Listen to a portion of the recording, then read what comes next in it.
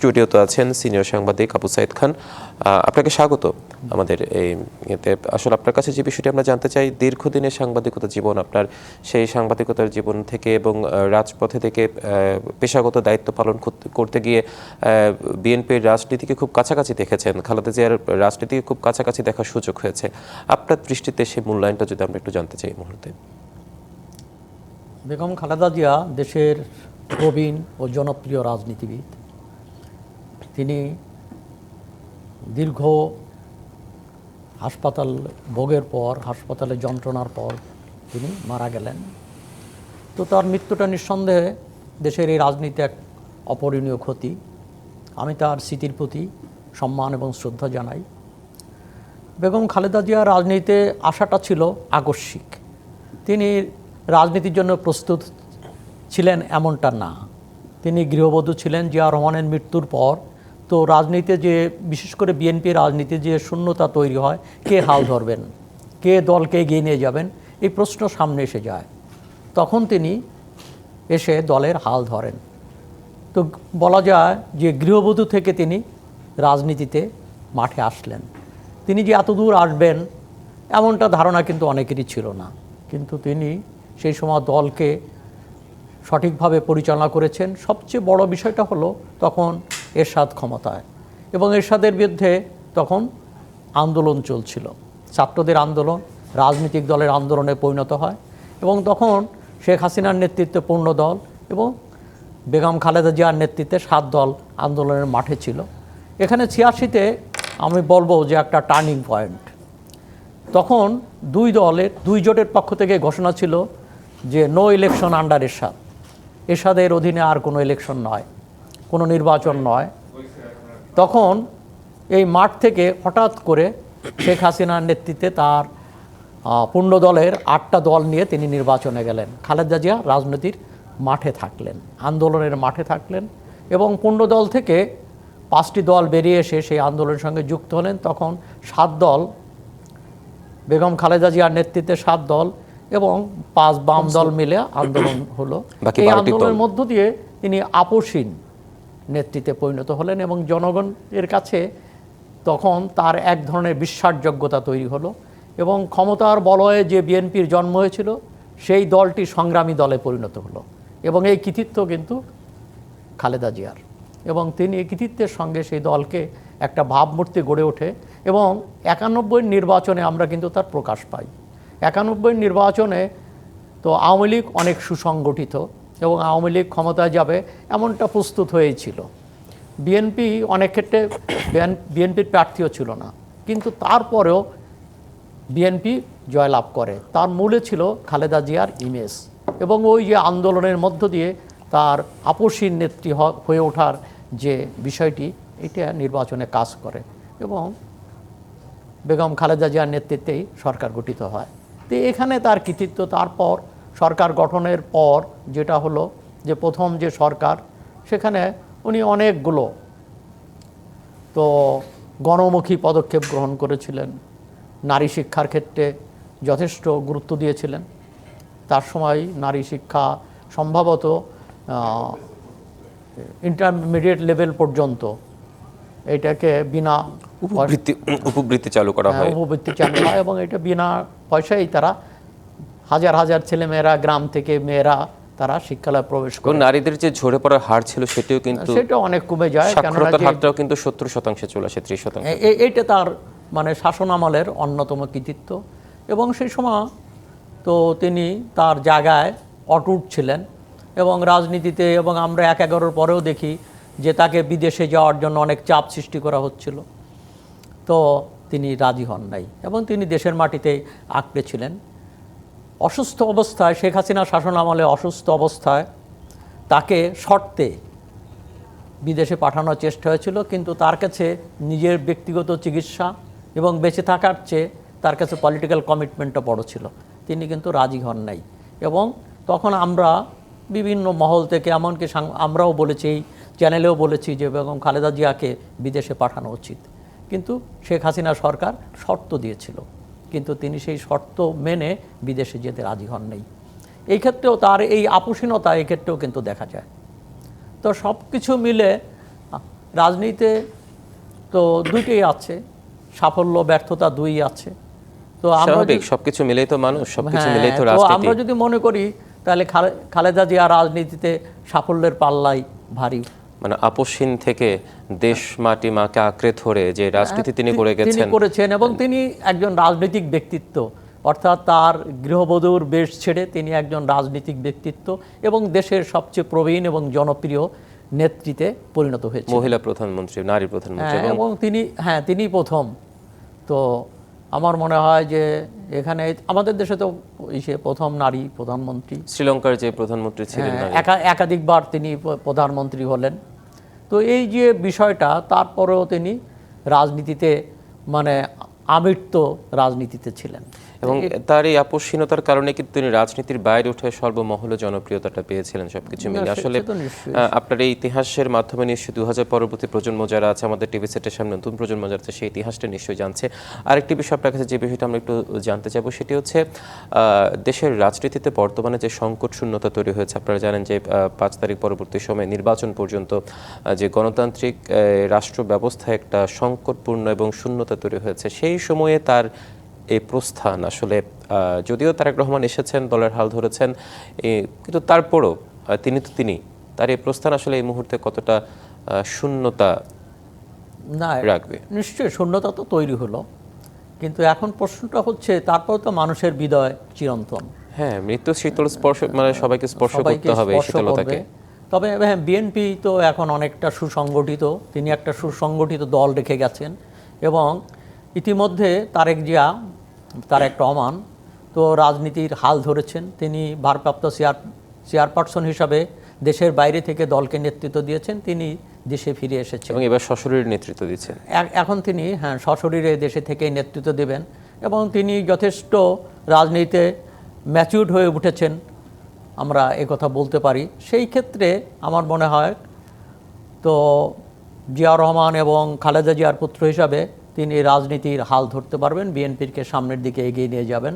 সামনে নির্বাচন এবং নির্বাচনকে মোকাবেলা করবেন এবং জনমানুষের মধ্যে ধারণা তৈরি হয়েছে যে বিএনপি এই নির্বাচনে হয়তো সরকার গঠন করবে, এই ধরনের একটা ধারণাও তৈরি হয়েছে।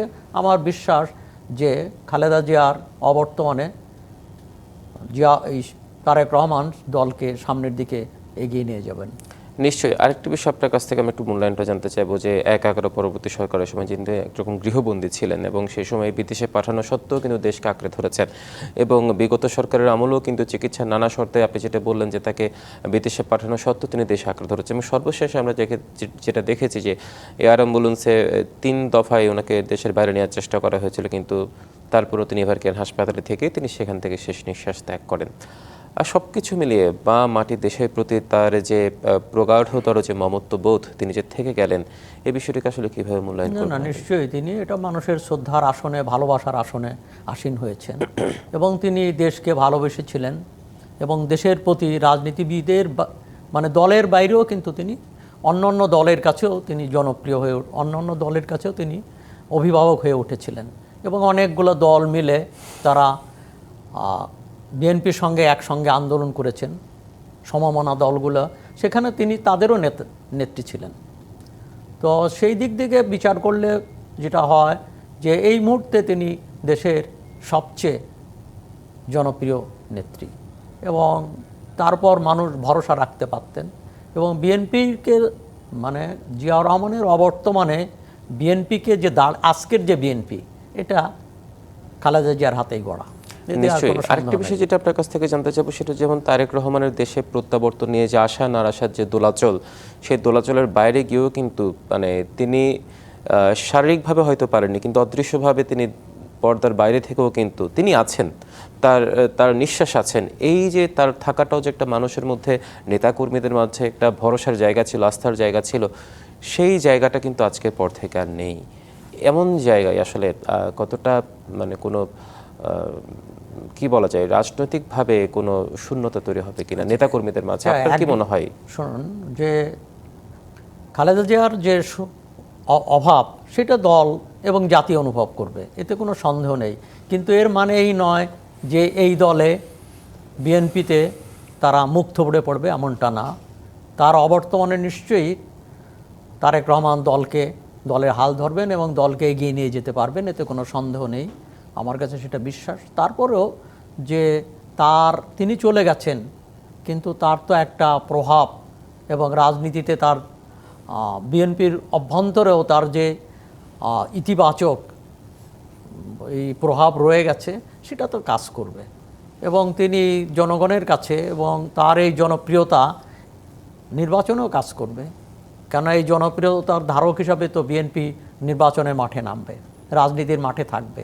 অতএব তার এই জনপ্রিয়তা, তার প্রতি মানুষের যে শ্রদ্ধাবোধ, ভালোবাসা, সেটা বিএনপির কাছে এখনও অমূল্য সম্পদ। অর্থাৎ জীবিত খালেদা জিয়া বিএনপির নেতা ছিলেন এবং মৃত খালেদা জিয়া বিএনপির কাছে এক অমূল্য সম্পদ এবং মানুষের ভালোবাসা ইত্যাদি। যেটা বলছি যে 56,000 বর্গমাইলের রাজনীতিতে তিনি যতদিন থাকবেন ততদিন তিনি প্রাসঙ্গিক হয়ে থাকবেন, এটা নিয়ে আসলে বলার অপেক্ষা রাখে না।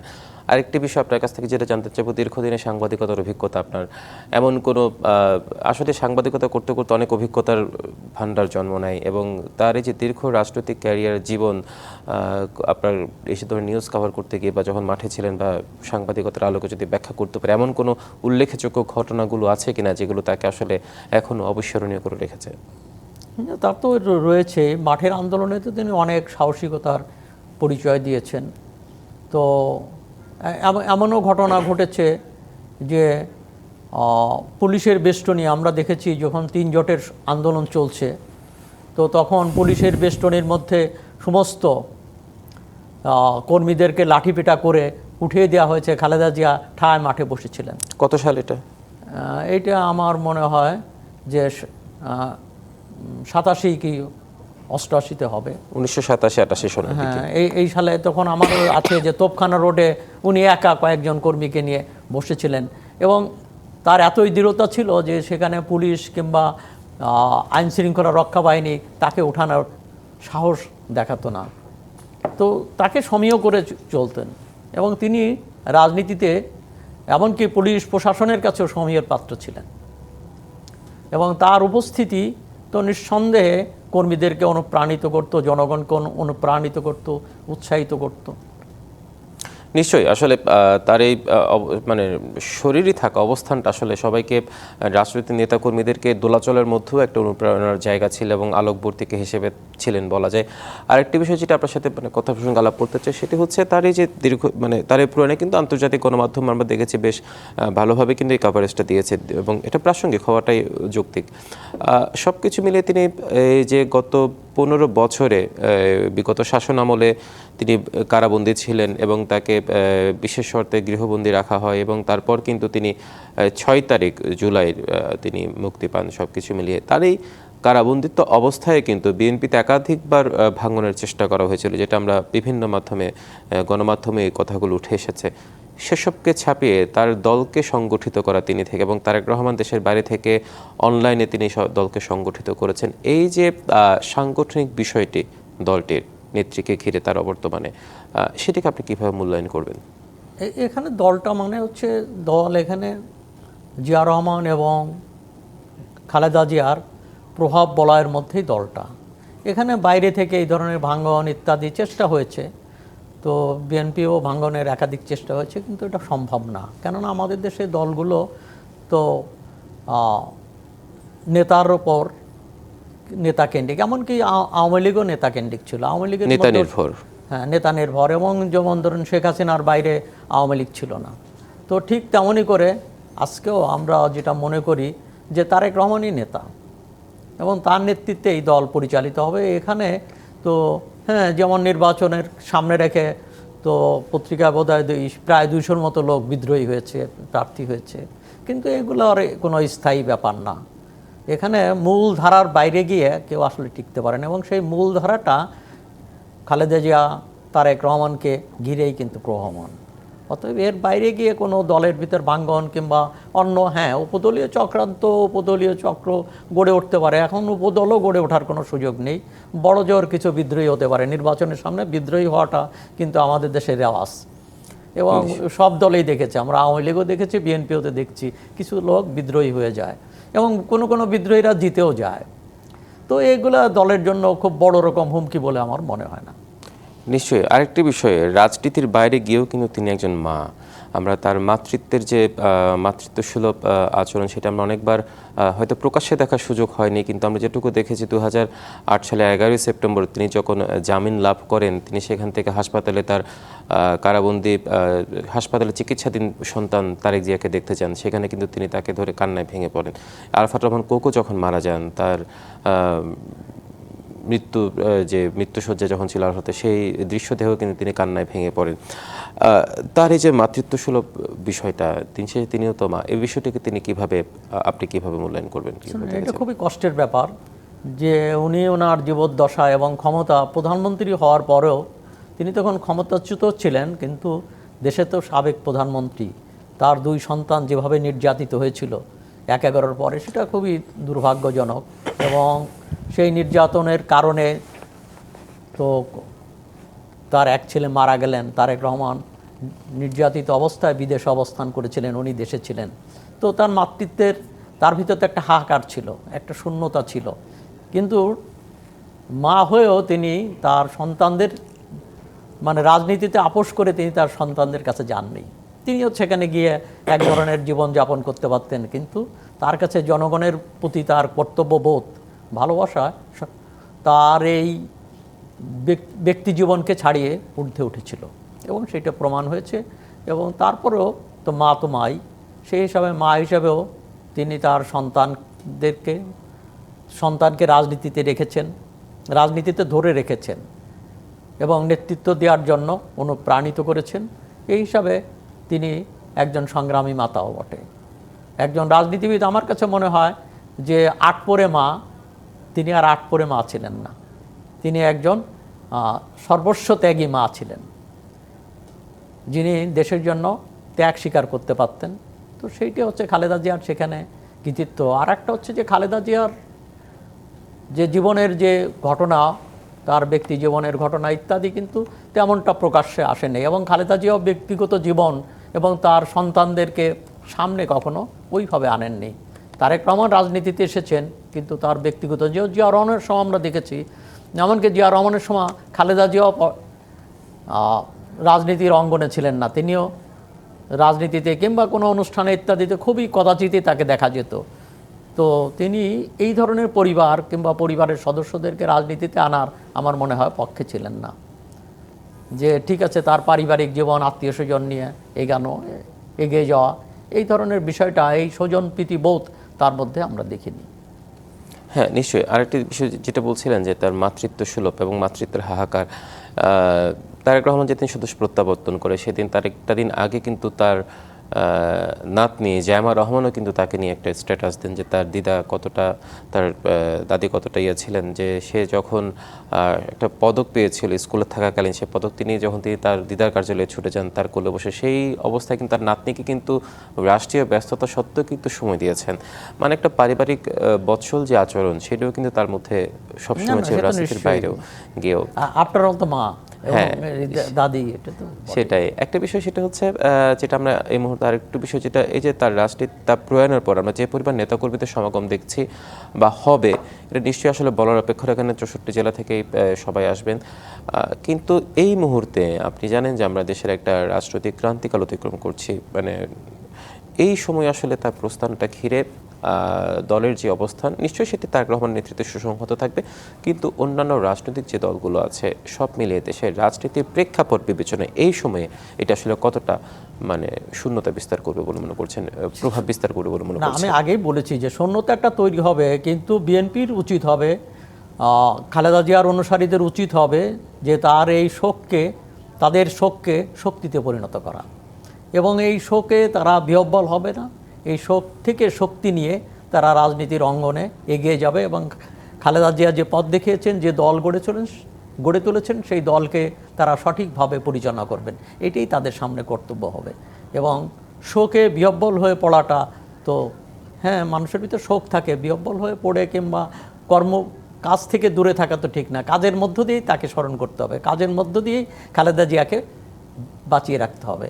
এবং বিএনপির রাজনীতি যদি ঠিক থাকে, বিএনপি যদি রাজনীতিতে জননন্দিত হয়, রাজনীতিতে জনগণের ভালোবাসা এবং শ্রদ্ধা পায়, তাহলে তার মাঝেই খালেদা জিয়া বেঁচে থাকবেন।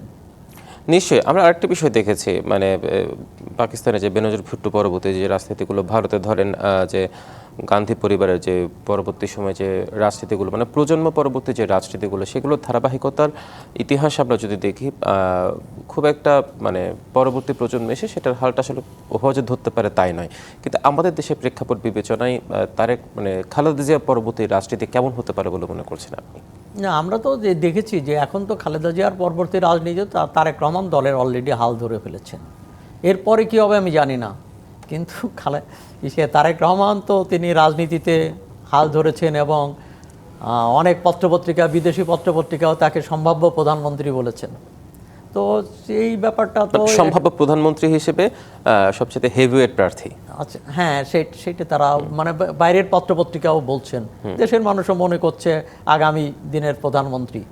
তো সেই হিসাবে আমরা মনে করতে পারি যে তারেক রহমান তো এবার হয়তো প্রধানমন্ত্রী হবেন, সম্ভবত প্রধানমন্ত্রী হবেন। হওয়ার মধ্য দিয়ে তিনি কি ধরনের পারফরমেন্স করবেন, জনগণকে কতটুকু জনকল্যাণমুখী পদক্ষেপ গ্রহণ করবেন, তার উপর নির্ভর করছে বিএনপি রাজনীতির ভবিষ্যৎ। তো এইটা হচ্ছে, এবং তার সামনে যেমন কতগুলাই আছে, সুবিধা আছে যে তিনি জিয়া রহমানের সন্তান, তিনি খালেদা জিয়ার সন্তান, এবং তার বিএনপির মতো সুসংগঠিত এবং বিরোধ দল আছে, চ্যালেঞ্জও আছে। এই দলের সামনে বহুত রকম চ্যালেঞ্জ আছে, ষড়যন্ত্র আছে, সেগুলোকে মোকাবেলা করে এগোতে হবে। রাজনীতির পথটা কিন্তু খুব কুসংস্তীর্ণ এখন এমনটা না, অনেক ষড়যন্ত্র আছে। আমরা কয়েকটা ঘটনা আমরা দেখতে পাচ্ছি, ভূ রাজনীতিও এসে যুক্ত হয়েছে এর সঙ্গে, হ্যাঁ, ভূ রাজনীতির যুক্ত হয়েছে, অনেক ষড়যন্ত্র আছে। সব কিছু মিলে রাজনীতির যে বাধা আছে, রাজনীতির পথে যে বিভিন্ন রকম কাটা ছড়ানো আছে, এগুলোকে ভিতর দিয়েই কিন্তু তারেক রহমানকে অগ্রসর হতে হবে। এবং তার অগ্রসর হওয়া এবং চ্যালেঞ্জগুলোকে কিভাবে মোকাবেলা করবেন তার উপর নির্ভর করবে বিএনপি রাজনীতির ভবিষ্যৎ। হ্যাঁ, আবু সাইদ খান, আমরা যেমনটা দেখছিলাম যে তার মৃত্যুতে আগামীকাল তার জানাজা হবে এবং সেখানে স্বামী জিয়াউর রহমানের পাশে তাকে সমাধিস্থ করা হবে, সেখানে কবরস্থ করা হবে। আরেকটি সবশেষ প্রশ্ন আপনার কাছ থেকে আমরা নেব, সেটা হচ্ছে এই সময়টায় আপনার মূল্যায়নটা আমরা জানলাম, তার দীর্ঘ রাজনৈতিক জীবনের মূল্যায়নটা আমরা জানলাম, মা হিসেবে তার মূল্যায়নটা জানলাম, সব কিছু ছাপিয়ে এই মুহূর্তে বিএনপির রাজনীতির গতিপথ কিভাবে কি পরিচালিত হবে, আপনার পর্যবেক্ষণটা কি সবশেষেভাবে আমরা জানতে চাই আপনার কাছ থেকে। বিএনপি তো নির্বাচনের মধ্য দিয়েই কিন্তু বিএনপির এবার জায়গাটা তৈরি হবে। সামনে নির্বাচন, এমন সময় তিনি মারা গেলেন যে যখন দলটা নির্বাচনের, অর্থাৎ মনোনয়নপত্র জমা দিয়েছে দলটা নির্বাচনের জন্য, দেশ এবং তো নির্বাচনের জন্য উন্মুখ হয়ে আছে। তো এই নির্বাচনের মধ্য দিয়ে, এই নির্বাচনে বিএনপি সাধারণভাবে ভালো করবে। হ্যাঁ, তবে বিএনপির কিছু কিছু সমস্যা আছে যেগুলো আমি বলছিলাম, যেমন বহু আসনে, প্রায় 100 আসনে সেখানে বিদ্রোহীরা আছে। তো তাদেরকে কিভাবে ম্যানেজ করবে, তো এইটা একটা ব্যাপার। দ্বিতীয়ত আর একটা বিষয়টা হচ্ছে যে বিএনপির শরিক দলরা আছে, তাদেরকে কিছু সমঝোতা করা হয়েছে। তো সেখানেও একটা বিশ্বাসযোগ্যতার বিষয় যে ইতিপূর্বে আমরা দেখেছি আওয়ামী লীগের আমলে যে তার শরিকদেরকে আসন দিয়ে দেওয়া হয়েছে, এমনকি নৌকাও দিয়ে দেওয়া হয়েছে, কিন্তু সেখানে বিদ্রোহীরা জয়লাভ করেছে, অর্থাৎ দল তাদের বিরুদ্ধে। সেখানেও ব্যক্তি ইমেজ দিয়ে জয়লাভ করেছে, ব্যক্তি ইমেজ কেন, দলকেও ব্যবহার করেছে। কিন্তু সেখানে তো সেই দলকে নিষ্ক্রিয়, দলের সেই নেতাকে নিষ্ক্রিয় করা কিংবা কর্মীদেরকে তার শরিক নেতার পক্ষে কাজ করতে উদ্বুদ্ধ করা, সেটাও কিন্তু একটা বিষয়। আর তাছাড়া হচ্ছে যে দলের মধ্যে যেমন কতগুলো রাজনীতিতে কতগুলো ঘটনা ঘটেছে, জামাত এবং এখানে আন্দোলনের মধ্য দিয়ে গড়ে ওঠা যে দল এনসিপি, তারা জামাতের সঙ্গে জোটবদ্ধ হয়েছে, জোটবদ্ধ সমঝোতা গেছে, জোটবদ্ধ না হয়ে বলেই বরং বলা উচিত সমঝোতায় গেছে। তো সেটা খানিকটা জোটের মতোই, কেননা তারা যেখানে যেখানে তাদের প্রার্থী নেই, তারা সেখানে জামাত এবং জোটের হয়ে কাজ করবেন, এর মানে যে জোটবদ্ধই হয়েছে। তো এই অবস্থার মধ্যে দিয়ে বিএনপি, জাতীয় সরকার এবং সবাইকে মিলার যে বক্তব্য দিয়েছে, তো বিএনপিকে সেই উদারতা দিয়ে তাকে অন্যান্য দলকে এবং সমমনা দলকে টানতে হবে, কাছে টানতে হবে এবং অগ্রসর হতে হবে।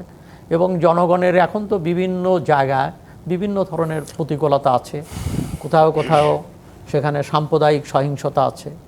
সেখানে ওই যেমন আমরা দেখলাম যে ময়মনসিংহে সেখানে দীপচন্দ্র দাসকে হত্যা করা হলো, কি নির্মমভাবে হত্যা করা হলো।